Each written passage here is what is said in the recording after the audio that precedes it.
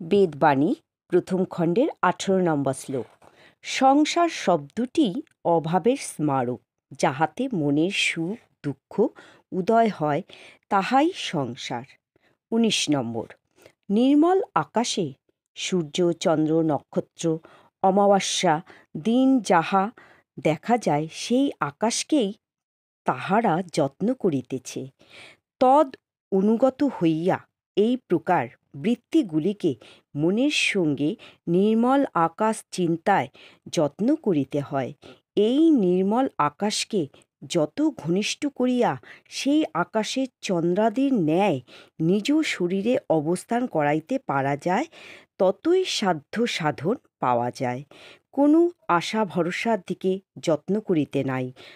লাভ লোকসান হোক না হোক, যেমন করিয়া সংসারে পারথ্য ভোগ হয়, সে সমস্ত কেবল সহ্য করিয়া গেলে পরে সংসারের চেষ্টা সকল আপনিই চলিয়া যাইবে। ভগবৎ চক্র উদয় করিবে, কোনো দরকার থাকিবে না। কামনা বাসনা সকলই পারধ্যের দণ্ড। সর্বদা নির্মল আকাশে চন্দ্র সূর্যাদির ন্যায় মনকে লাগাইয়া রাখিতে চেষ্টা করিবে।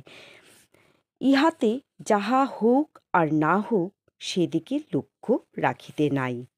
শরীরের 20 নম্বর শ্লোক। শরীরের পারদ্ধ ঋণ পরিশোধ যে পর্যন্ত না করা যায়, সেই পর্যন্ত ভোগাদির প্রতি কোনো হাত নাই। যখন যাহা উপস্থিত হইবে, তাহা ভোগ করিতে হইবে।